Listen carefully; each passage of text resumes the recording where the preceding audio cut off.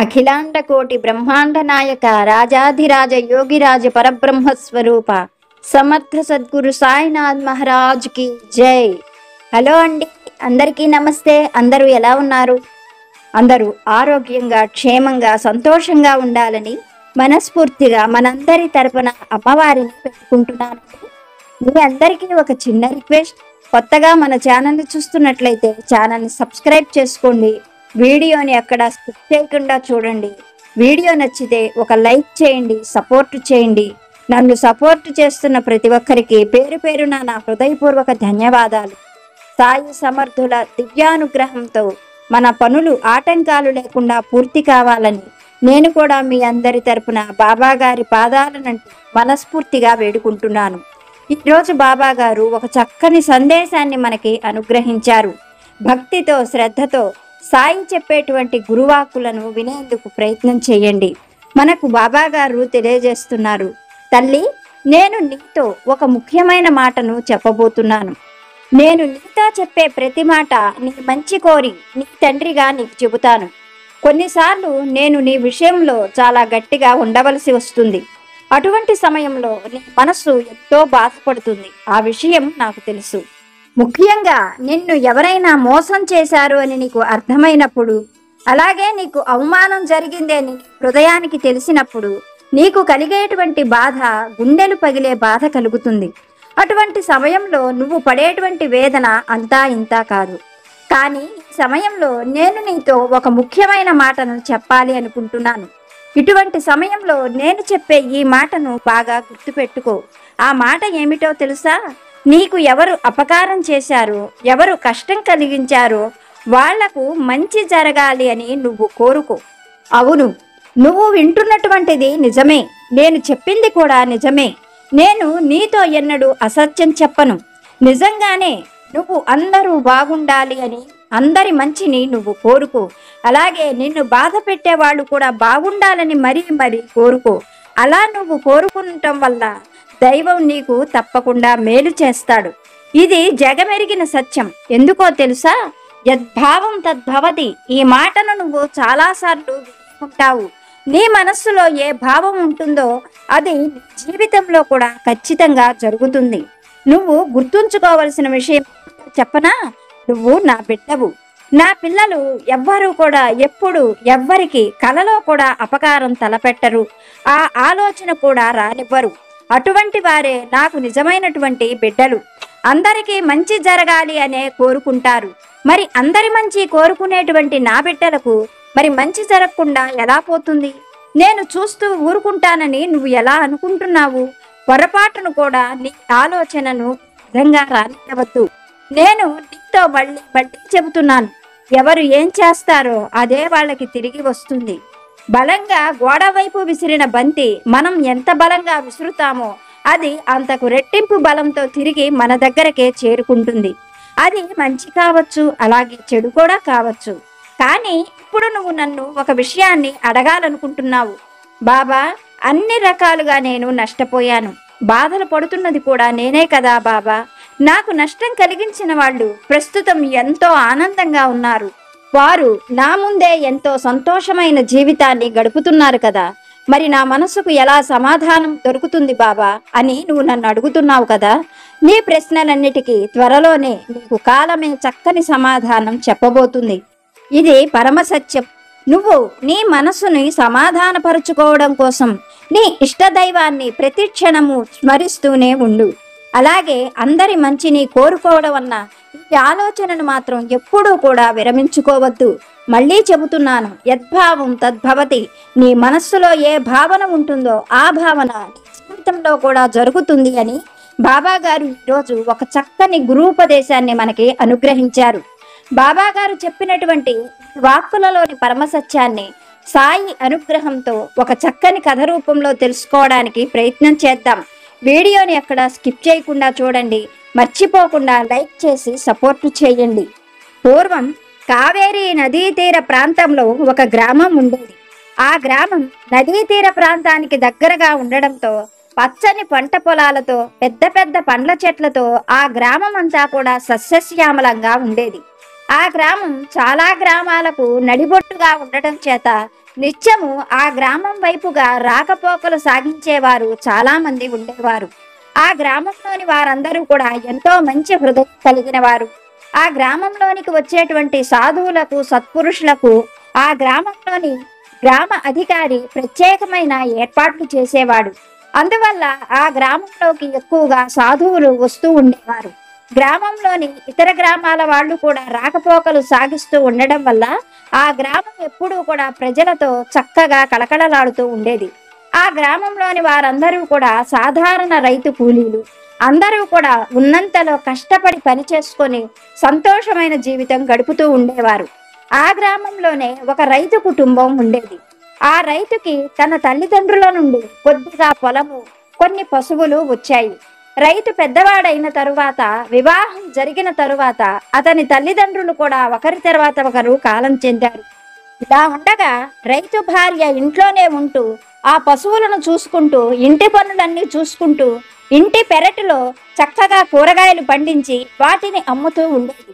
రైతు తన పొలంలోనే కాకుండా మిగిలిన వారి పొలాలలో కూడా పనులు చేస్తూ ఆ వచ్చినటువంటి డబ్బులతో ఆ కుటుంబం ఎంతో సంతోషంగా ఉండేది. వాళ్ళ సంతోషానికి ఉన్నంతలో ఆనందంగా జీవితం గడుపుతున్నారు. కానీ ఆ రైతు దంపతులకు తీరనటువంటి లోటు ఏమిటంటే సంతానం లేకపోవటం. వాళ్లకు వివాహం జరిగి చాలా సంవత్సరాలు అయినా కానీ సంతానం కలగకపోవడంతో ఆ విషయాన్ని తలుచుకొని పదే పదే బాధపడుతూ ఉండేవారు.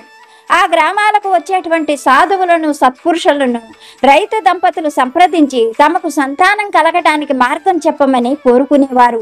వారు చెప్పినటువంటి పనులన్నీ కూడా రైతు భార్య తూచా తప్పకుండా చేసేది.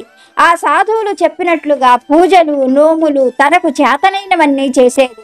ఇలా ఉండగా వాళ్ళ పూజలు ఫలించి కొన్నాళ్లకు వాళ్లకు లేక ఒక మగపిల్లవాడు కలిగాడు. అలా సంతానం కలగడంతో రైతు దంపతుల ఆనందానికి అంతు లేకుండా పోయింది. ఆ పిల్లవాడికి ఒక మంచి శుభతరుణంలో కోటయ్య అని పేరు పెట్టి అల్లారు ముద్దుగా పెంచుతున్నారు. అలా లేక పిల్లవాడు కలగడంతో రైతు భార్య ఆ పిల్లవాడిని కింద దించేది కాదు. ఏ పని చేసుకుంటున్నా ఆ పిల్లవాడిని తన చంకలో పెట్టుకునే పనులు చేసుకునేది. ఆ పిల్లవాడు కూడా తల్లికి బాగా మచ్చికైనాడు. ఇలా రైతు కుటుంబం చాలా సంతోషంగా కాలం గడుపుతూ ఉన్నది. పిల్లవాడు కూడా పెరిగి పెద్దవాడవుతున్నాడు. అలా పిల్లవాడు పెరిగి పెద్దవాడవుతూ ఉండటంతో రైతు ఎంతగానో సంతోషపడేవాడు. ఇరుగు పొరుగు వాళ్ళ పిల్లలు వాళ్ళ తల్లిదండ్రులతో కలిసి పొలం పనులు చేసేవారు, పశువుల దగ్గర పనులు చేసేవారు. కానీ కోటయ్య మాత్రం ఏ పని చేసేవాడు కాదు. ఆ పిల్లలతో ఆటపాటలతోనే కాలక్షేపం చేసేవాడు. ఎప్పుడైనా రైతు కోటయ్యను కూడా తనతో పాటు పొలానికి గాని, పశువులను మేపడానికి గాని తీసుకొని వెళ్లాలని ప్రయత్నించినప్పుడు అతడు తండ్రితో వెళ్లేందుకు ఏమాత్రం ఒప్పుకునేవాడు కాదు. అతనికి వంత పాడుతున్నట్లు కోటయ్య తల్లి, నా కొడుకు ఈ పొలం పనులు, పశువుల పనులు చేయవలసిన అవసరం లేదు. వాడు గొప్ప జాతకుడవుతాడు. వాడికి మహారాజ యోగం పడుతుంది. వాడు కూర్చొని కాలు మీద కాలు వేసుకొని హాయిగా పని వాళ్ళ చేత పనులు చేయిస్తాడు. అంతేగాని పనులు చేయవలసిన అవసరం నా కొడుక్కి ఏమీ లేదు. కావలసినంత ధనం వాడికి అనుకోకుండానే కలిసి వస్తుంది.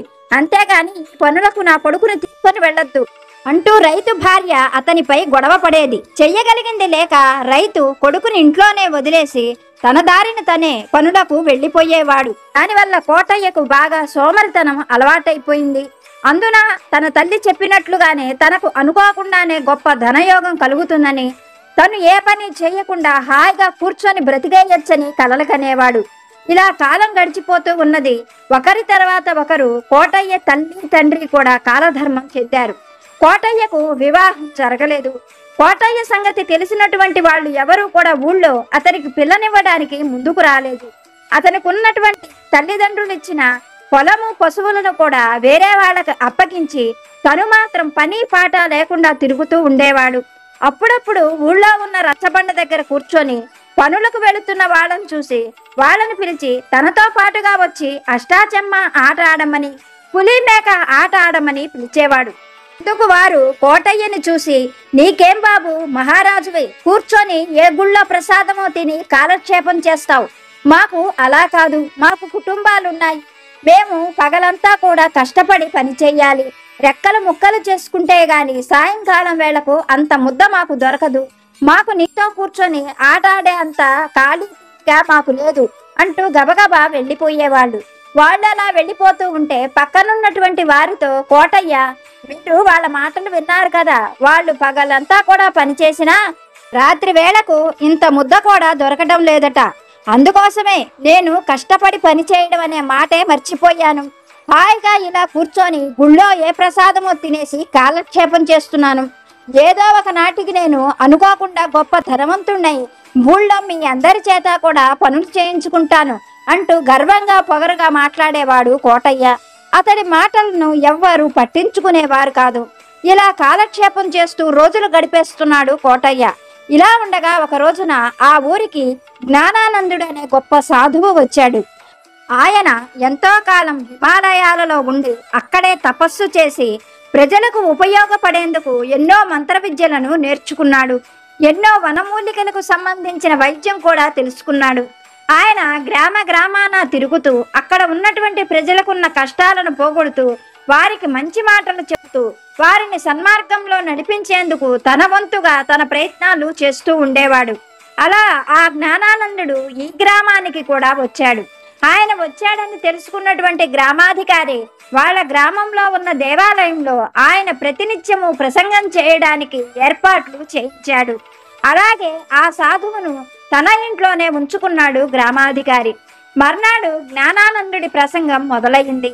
అప్పుడు ముందుగా ఆ గ్రామాధికారి లేచి, ఈ జ్ఞానానంద సాధువు గారు మన ఊరికి రావడం ఎంతో గొప్ప అదృష్టం. వీరు చెప్పేటువంటి మాటలు దైవవాక్కులు.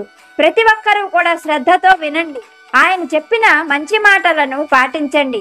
మీకు ఉన్నటువంటి అనారోగ్య సమస్యలు కూడా తొలగిపోయేందుకు మన జ్ఞానానందుడు మనకి తప్పకుండా సహాయం చేస్తారు అన్నట్లు మీ అందరూ కూడా మనకు ఇక్కడ ప్రసంగం జరుగుతున్న నాళ్ళు కూడా ఇక్కడే భోజనాలు చేయండి.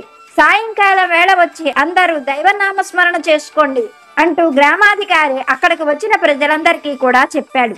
అయితే కోటయ్యకు దేవుడి భక్తి అన్న ఏమాత్రము శ్రద్ధ లేకపోయినా ప్రతినిత్యము కూడా చక్కగా పంచభక్ష పరమాన్నాలతో ఉచితంగా భోజనం లభిస్తూ ఉండడంతో ఆ భోజనం తినడం కోసం కోటయ్య ప్రతినిత్యము ఆ ప్రసంగానికి వెళుతూ ఉండేవాడు.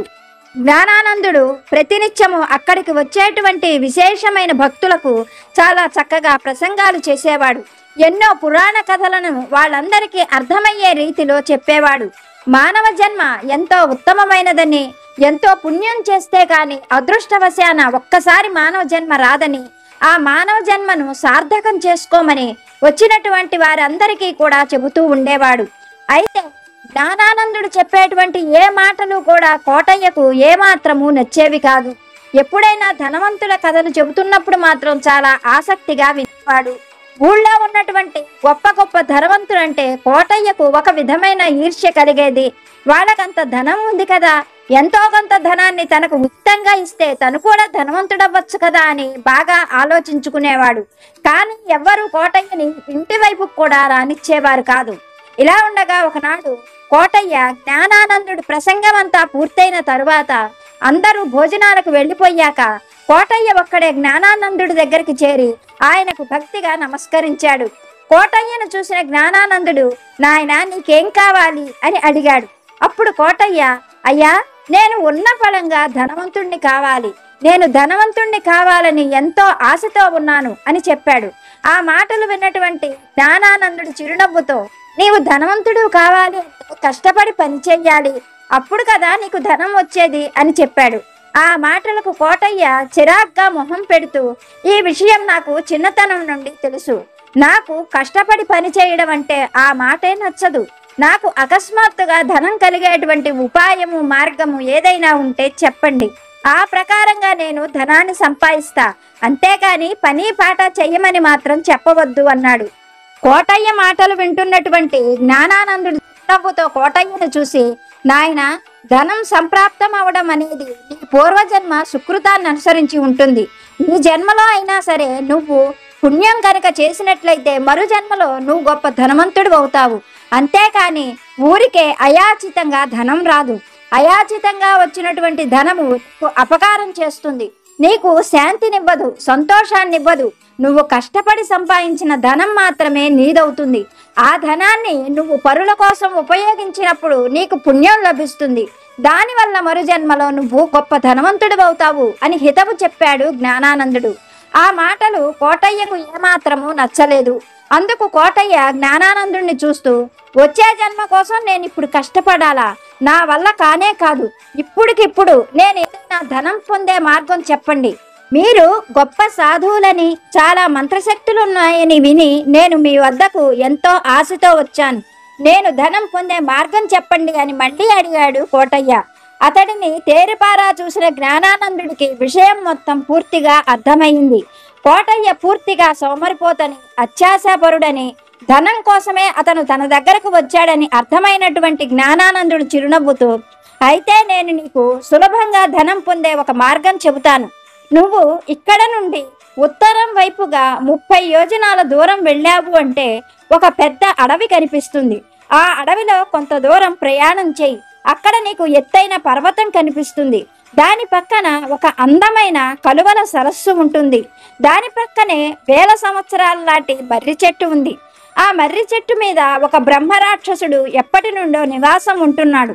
అతడి దగ్గరకు వెళ్ళావంటే అతడు నిన్ను ధనవంతుణ్ణి చేస్తాడు అని చెప్పాడు జ్ఞానానందుడు. బ్రహ్మరాక్షసుడి పేరు వినగానే కోటయ్య హడలిపోయాడు.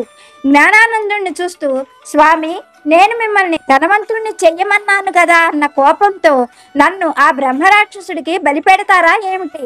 బ్రహ్మరాక్షసుడేమిటి, ధనం ఇవ్వటం ఏమిటి అని తిరిగి ప్రశ్నించాడు. ఆ మాటలకు జ్ఞానానందుడు చిరునవ్వుతో కోటయ్యను చూసి, కోటయ్య, భయపడకు. నువ్వు అనుకునేటువంటి రాక్షసుడు ఇతను కాదు. ఇతను చాలా సాత్వికుడు. శాకాహారాన్ని మాత్రమే భుజిస్తాడు. నిరంతరము దైవనామ స్మరణ చేస్తూ ఉంటాడు. అతని దగ్గరికి వెళ్ళు. అతను చెప్పినట్లుగా చెయ్యి. నీకు ధనం దొరుకుతుంది. అతను ఏం చెబుతాడో అది చేస్తే నువ్వు ధనవంతుడివి అవుతావు అని చెప్పాడు జ్ఞానానందుడు. ఆ మాటలు విన్నటువంటి కోటయ్యకు ప్రాణం లేచి వచ్చినట్లుగా అనిపించింది. మరుక్షణమే జ్ఞానానందుడికి భక్తిగా నమస్కరించి అక్కడ నుండి అటే అరణ్యానికి బయలుదేరాడు. అలా 2 రోజుల పాటు ఆ అరణ్యం వైపు ప్రయాణం సాగించాడు కోటయ్య. దారిలో దొరికినటువంటి ఆహారాన్ని తిన్నాడు. అక్కడ ఉన్నటువంటి సరస్సులలోని నీరు తాగుతూ ఎలాగో అష్ట కష్టాలు పడి రాక్షసుడు ఉన్నటువంటి ఆ మర్రి చెట్టు దగ్గరికి చేరుకున్నాడు కోటయ్య. కష్టపడకుండా ఉచితంగా ధనం లభిస్తుంది అన్న ఆశతో ప్రయాణించడం వల్ల అతనికి 2-3 రోజులు ప్రయాణం చేసిన ఏ కొద్దిగా కూడా అలసట కలగలేదు. అక్కడికి వెళ్ళినటువంటి కోటయ్య ఆ చుట్టూ చూశాడు. మరుక్షణమే ఆ చెట్టుపై ఉన్నటువంటి రాక్షసుడు మనుషుల సంచారం కనబడడంతో ఒక్క ఉదుటిన కోటయ్య ముందుకి దూకాడు. తాటి చెట్టంత ప్రమాణంతో భయంకరంగా ఉన్న రాక్షసుడిని చూడగానే కోటయ్యకు మొట్టమొదట పై ప్రాణం పైనే పోయింది. కానీ జ్ఞానానందుడు అతను ఎంతో సాత్వికుడని చెప్పడంతో కొంత ధైర్యం తెచ్చుకొని అతని ముందు వినయంగా చేతులు కట్టుకొని నిలబడ్డాడు. రాక్షసుడు కోటయ్యను చూస్తూ, ఎవరివి నువ్వు? నీకు ఎంత ధైర్యం ఉంటే నా ఈ పరిసర ప్రాంతాల్లోకి వచ్చి ధైర్యంగా నిలబడ్డావు? నీకు ప్రాణాలపైన ఆశ లేదా అంటూ పెద్దగా గర్జించాడు. రాక్షసుడి మాటలకు కోటయ్య మొదట భయపడినా తర్వాత మనసులో జ్ఞానానందుడు చెప్పిన మాటలు గుర్తుకు తెచ్చుకున్నాడు. ఆ తరువాత కోటయ్య రాక్షసుడిని చూసి భక్తిగా నమస్కరిస్తూ, అయ్యా, నా పేరు కోటయ్య. నేను చాలా పేదవాడిని. ధనం లేక ఎన్నో ఇబ్బందులు పడుతున్నాను. మీరు నాకు ధన సహాయం చేస్తారేమో అన్న ఆశతో ఇంత దూరం కష్టపడి వచ్చాను అని చెప్పాడు. కోటయ్య అలా చెప్పగానే రాక్షసుడు పకపక నవ్వుతూ, నీవు ఒట్టి వెర్రివాడిలా ఉన్నావు. నీకు ధనం కావాలి అంటే కష్టపడి పని చెయ్యాలి. కష్టపడి పని చేస్తేనే ధనం వస్తుంది. అంతేకాని ఇలా అడవులు పట్టుకొని తిరుగుతూ ఉంటే అడవులలో ఎవరైనా నీకు మూటలు కట్టి ధనాన్ని ఇస్తారా? కాబట్టి ఇక్కడ నుండి తిరిగి వెళ్ళు. ఎక్కడికైనా వెళ్ళి కష్టపడి పని చేసుకో, ధనం వస్తుంది అని చెప్పాడు రాక్షసుడు. రాక్షసుడి మాటలు వింటున్నటువంటి కోటయ్య రాక్షసుడిని చూస్తూ, సరిగ్గా ఇలాగే జ్ఞానానందుడు కూడా ఇలాగే చెప్పారు. ఆ సాధువు ఇలా చెప్పడంతో నాకు ఆ మాట నచ్చలేదు. అందుకే ఆయనతో తిరిగి అదే సమాధానం చెప్పాను. నేను కష్టపడకుండానే నాకు ధనం కావాలి అని సాధువు జ్ఞానానందుణ్ణి కోరుకున్నాను. అప్పుడు ఆయన నాకు నీ పేరు చెప్పాడు. నువ్వు నాకు ధన సహాయం చేస్తావని కూడా చెప్పారు. అందుకోసమని ఎంతో ఆశతో ధనవంతుణ్ణి కావాలి అన్న బలమైన కోరికతో కష్టపడి నీ దగ్గరకు వచ్చాను అని చెప్పాడు కోటయ్య. జ్ఞానానందుడి పేరు వినగానే రాక్షసుడు భక్తిగా ఆయనకు నమస్కరించి, ఓహో, నువ్వు జ్ఞానానందుడు పంపితే వచ్చావా? ఆ మాట ముందే చెప్పావు కాదు. నువ్వు ముందే ఆ మాట చెప్పి ఉంటే ఏ ప్రశ్నలు వేసేవాడిని కాదు. ఇంకా నువ్వు నిశ్చింతగా ఉండు. నువ్వు ధనవంతుడివి అయిపోయినట్లే. నేను నిన్ను ధనవంతుడిని చేస్తాను. ఒక్క క్షణం ఇక్కడే ఉండు అంటూ రాక్షసుడు అంతలోనే అదృశ్యమైపోయాడు. అలా అదృశ్యమైన ఆ రాక్షసుడు కొద్ది క్షణాల్లోనే బంగారు వర్ణంతో మెరిసిపోయే ఒక సంచితో పాటుగా కోటయ్య ముందు ప్రత్యక్షమయ్యాడు. కానీ ఆ సంచిని తన దగ్గర ఉంచుకొని రాక్షసుడు ఏదో ఆలోచిస్తున్నాడు. ఎంతసేపటికి ఆ సంచిని తనకి ఇవ్వకపోవడంతో కోటయ్య అయోమయంగా రాక్షసుడిని చూస్తూ, ఇంకా ఆలస్యం దేనికి, నాకు ధనాన్ని ఇవ్వు అన్నాడు. అందుకు రాక్షసుడు పకపక నవ్వుతూ, నీ జీవితకాలం ఆనందంగా సంతోషంగా ఉండటానికి నీకు ఎంత ధనం ఇవ్వాలా అని ఆలోచిస్తున్నాను అన్నాడు. రాక్షసుడి మాటలకు కోటయ్య, అంటే నేను ఎంత ధనం కోరుకుంటే నువ్వు అంత ధనం ఇస్తావన్నమాట అన్నాడు. అందుకు రాక్షసుడు అవునన్నట్లుగా తల ఊపుతూ ఆ సంచిని కోటయ్యకిచ్చాడు. వెంటనే కోటయ్య ఆ సంచిని తెరిచి చూడగానే రాక్షసుడు కోటయ్య వంక చూస్తూ, కోటయ్య, ఒక్క క్షణం ఆగు, నేను చెప్పే మాట విను. నువ్వు ఆ సంచిలో చెయ్యి పెట్టగానే నీకు ఒక బంగారు నాణెం దొరుకుతుంది. అలా నువ్వు ఎన్నిసార్లు చెయ్యి పెడితే అన్నిసార్లు నీకు బంగారు నాణ్యాలు దొరుకుతూ ఉంటాయి అని చెప్పగానే కోటయ్య వెంటనే అందులో చెయ్యి పెట్టబోయాడు. అప్పుడు మళ్ళీ రాక్షసుడు, ఒక్క క్షణం ఆగు కోటయ్య, నేను చెప్పేది శాంతం విను. ఇది నీ మంచి కోరి, నీ హితం కోరి చెబుతున్నాను. నువ్వు ఆ సంచిలో నుండి బంగారు నాణ్యాలు తీయడం అనేది ఇష్టమే. కానీ ఒక్కసారి నువ్వు ఆహారం కానీ నీరు కానీ తీసుకున్నావంటే ఇంకా ఆ సంచి తన మహిమను కోల్పోతుంది. నీకింకా అది బంగారం ఇవ్వలేదు. ఈ విషయాన్ని నువ్వు బాగా గుర్తు పెట్టుకో అని చెప్పాడు రాక్షసుడు. అతడి మాటలు వింటున్న కోటయ్య పకపక నవ్వుతూ, ఎవరైనా సరే బంగారు నాణ్యాలు వస్తూ ఉంటే అన్నము నీళ్లు వీటి గురించి ఎవరైనా ఆలోచిస్తారా? ఇప్పటికి నాకు చేసిన సహాయం చాలు. ఇంకా నువ్వు నీ పని చేసుకో, నా పని నన్ను చేసుకొని అని చెప్పాడు. ఆ మాటలకు రాక్షసుడు తనలో తానే నవ్వుకుంటూ పక్కనే ఉన్న మర్రి చెట్టు దగ్గరకు వెళ్లి కూర్చున్నాడు. యువతల వైపుగా కోటయ్య కూడా ఒక చెట్టు కింద కూర్చొని వెంటనే సంచిలో చెయ్యి పెట్టాడు. అతని చేతికి ఒక బంగారు నాణెం దొరికింది. ఆ నాణ్యాన్ని బయటికి తీసి చూసిన కోటయ్య ఆనందానికి అంతు లేకుండా పోయింది. తన జీవితంలో ఇంతవరకు కూడా తను అటువంటి బంగారు నాణ్యాన్ని చూడలేదు. మరుక్షణమే ఆ నాణ్యాన్ని పక్కన పెట్టి మళ్ళీ చెయ్యి పెట్టాడు. మళ్ళీ ఒక నాణ్యం దొరికింది. ఇలా అతను చెయ్యి పెడుతున్న ప్రతిసారి కూడా అతనికి నాణ్యాలు దొరుకుతూనే ఉన్నాయి. ఆ నాణ్యాలన్నీ కూడా పక్కన పెట్టుకుంటూ ఎంతో ఆనందపడిపోతున్నాడు కోటయ్య. అలా పొద్దున మొదలుపెట్టిన కోటయ్య మధ్యాహ్నం అయినా కానీ ఇంకా ఆ సంచిలో నుంచి నాణ్యాలు తీస్తూనే ఉన్నాడు. ఇంతలో దూరంగా కూర్చొని ఉన్నటువంటి రాక్షసుడు కోటయ్యను చూసి, కోటయ్య, మధ్యాహ్నమైంది, ఎప్పుడు ఏ తిండి తిన్నావో ఏమో, నేను నీకు ఆహారం తెచ్చి పెడతాను, ఆహారం తీసుకో కోటయ్య అని చెప్పాడు. ఆ మాటలకు కోటయ్య, నువ్వు చేసిన మేలు నేనెప్పటికీ మర్చిపోలేను. నాకు ఆహారం గురించి గుర్తు చేయవద్దు. నా పని నన్ను చేసుకొని నన్ను పని విషయంలో కదిలించవద్దు అంటూ గట్టిగానే చెప్పాడు కోటయ్య. అతని మాటలకు రాక్షసుడు పకపక నవ్వుకుంటూ మళ్ళీ వెళ్లి చెట్టు కింద కూర్చున్నాడు. కోటయ్య ఇలా నాణ్యాలు తీస్తూనే ఉన్నాడు. సాయంకాలమైంది. సూర్యాస్తమయం అవుతూ ఉన్నది.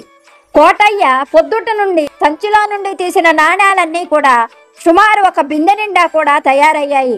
అవన్నీ చూసినటువంటి రాక్షసుడు కోటయ్య దగ్గరకు వచ్చి, కోటయ్య, నా మాట విను, ఇప్పుడైనా ఆహారం తీసుకో. నువ్వు హాయిగా బ్రతకడానికి ఈ బంగారు నాణ్యాలు సరిపోతాయి. నా మాట విని ఏదైనా ఆహారం తీసుకో అని హితవు చెప్పాడు రాక్షసుడు. కానీ కోటయ్యకు రాక్షసుడి మాటలు ఏమాత్రము నచ్చలేదు. రాక్షసుడిని చూస్తూ కోటయ్య, నీకు ఆహారం కావాలంటే నువ్వు వెళ్ళి తిను, అంతేకాని నాకు ఆహారం అవసరం లేదు. ఇలా బంగారు నాణ్యాలు వస్తూ ఉంటే ఆహారం వైపుకి ఎవరి మనస్సు మళ్ళదు. దయచేసి నన్ను ఇంకా ఈ విషయంలో కదిలించవద్దు. నీ సలహాలకు సూచనలకు ధన్యవాదాలు. నువ్వు వెళ్ళిపో అంటూ కోపంగా చెప్పాడు కోటయ్య. చెయ్యగలిగింది ఏమీ లేక రాక్షసుడు దూరంగా వెళ్ళిపోయి చెట్టు కిందే కూర్చున్నాడు. రాత్రి అయ్యిందన్న విషయాన్ని కూడా మర్చిపోయి కోటయ్య సంచిలో నుండి నాణ్యాలు తీస్తూనే ఉన్నాడు. మర్నాడు సూర్యోదయమైంది. రాక్షసుడు ఉండబట్టలేక కోటయ్య దగ్గరకు వచ్చి ఎంతో ప్రేమగా కోటయ్యను చూస్తూ, మిత్రమా, నా మాట విను, ఇప్పుడైనా సరే ఆహారం తీసుకో. ఇప్పటి వరకు నువ్వు తీసుకున్న ఈ బంగారు నాణ్యాలు నీకు చక్కగా జీవితాంతం ఆనందంగా ఉండేందుకు సరిపోతాయి అని చెప్పాడు. రాక్షసుడి మాటలకు కోటయ్య ఒకంత నీరసంగా, నువ్వు చెప్పింది నిజమే కావచ్చు, నాకు సరిపోతాయి సరే, నా పిల్లలకు, నా మనవళ్లకు, ముని మనవళ్లకు కూడా కూర్చొని తిన్న తరగనంత బంగారు నాణ్యాలు నాకు కావాలి. అందుకోసం నా శక్తి ఉన్నంత వరకు నేను నాణ్యాలు తీస్తూనే ఉంటాను. నన్ను ఇంక నువ్వు కదిలించవద్దు, నాకు ఓపిక తగ్గిపోతుంది అని చెప్పాడు కోటయ్య. చేయగలిగింది ఏమీ లేక రాక్షసుడు దూరంగా వెళ్ళిపోయాడు.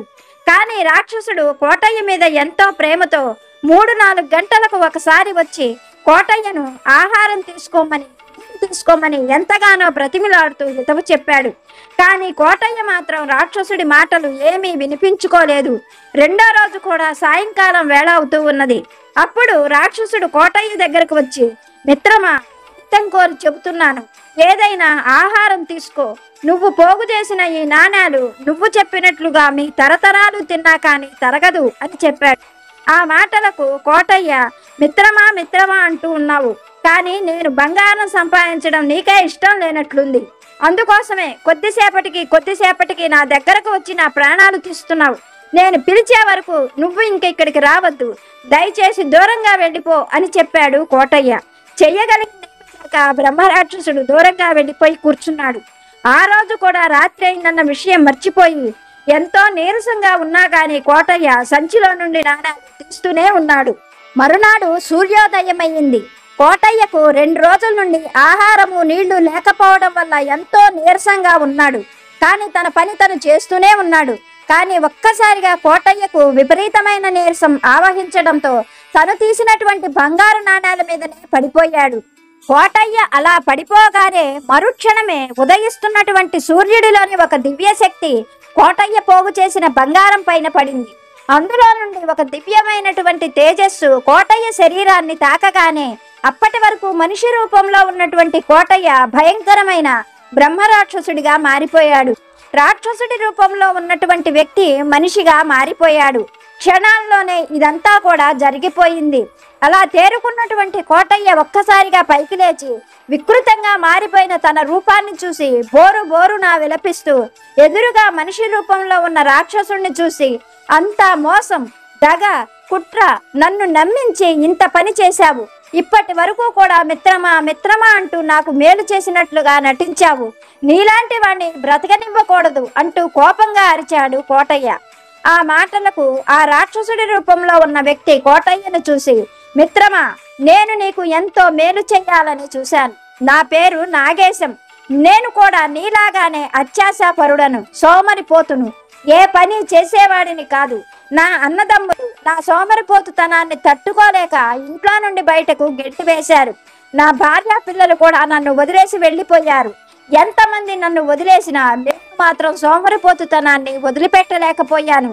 అయాచితంగా ధనవంతుణ్ణి కావాలని ఎన్నో రకాలైనటువంటి ప్రయోగాలు చేశాను. ఏ రోజు కూడా కష్టపడి పని చెయ్యాలి అని నేను అనుకోవడాన్ని ఇష్టపడేవాడిని కాదు. ఒకనాడు ఈ సాధువు చెప్పినట్లుగానే నేను కూడా ఈ అరణ్యానికి ధనం కోసమే వచ్చాను. నీలాగానే అప్పుడు నేను నీకు చెప్పినట్లుగా అప్పుడు ఉన్నటువంటి రాక్షసుడు నాకు ఎన్నో హితోక్తులు చెప్పినా అవి ఏవి కూడా నా చెవులకి ఎక్కలేదు. ధనం మీద అత్యాశతో నేను కూడా తిండి నీళ్లు మానేసి 2 రోజుల పాటు ధనం తీస్తూనే ఉన్నాను. ఇదిగో నీకు పట్టిన గతే నాకు ఆ రోజున పట్టింది. నేను నీకు ఈ గతి పట్టకూడదని, నువ్వు ఇలాంటి అవస్థలు పడకూడదని ఎన్ని రకాలుగా నిన్ను హెచ్చరించాను. నువ్వే ఒక్కసారి గుర్తు చేసుకో అన్నాడు మనిషి రూపంలో మారిపోయిన నాగేశం. అతని మాటలకు కోటయ్య అవునన్నట్లుగా తల ఊపి, మరైతే నాకు ఈ రాక్షస రూపం ఎప్పుడు పోతుంది మిత్రమా అని అడిగాడు. అందుకు నాగేశం అతడిని చూస్తూ, నీలాగే మళ్ళీ అత్యాశాపరుడు సోమరిపోతైన మనిషి వచ్చే వరకు నీకు ఈ అవస్థలు తప్పవు. సదా దైవనామాన్ని ధ్యానిస్తూ ఉండు అంటూ నాగేశం కష్టపడి సంతోషంగా బ్రతికేందుకు తన గ్రామం వైపు బయలుదేరి వెళ్ళిపోయాడు. మనకు బాబాగారు చెప్పేటువంటి మాట, తల్లి నీకు అపకారం చేసిన వారైనా అవమానం చేసిన వారైనా ఎవ్వరైనా కానీ నువ్వు ఎల్లప్పుడూ అందరూ బాగుండాలి అని సంతోషంగా మనస్ఫూర్తిగా కోరుకో. అప్పుడు నువ్వు బాగుండేటట్లు నేను నా మహిమను నీ యందు తప్పకుండా చూపించగలను. నువ్వు ఏది కోరుకుంటావో అదే జరుగుతుంది అని బాబా గారు ఒక చక్కని సందేశాన్ని అనుగ్రహించారు. ఇప్పటి వరకు వీడియో చూసిన మీ అందరికీ పేరు పేరున హృదయపూర్వక ధన్యవాదాలు. మరొక మంచి వీడియోతో బాబా గారి ఆశీస్సులతో మళ్ళీ కలుసుకుందాం. సర్వేజన సుఖినో భవంతు.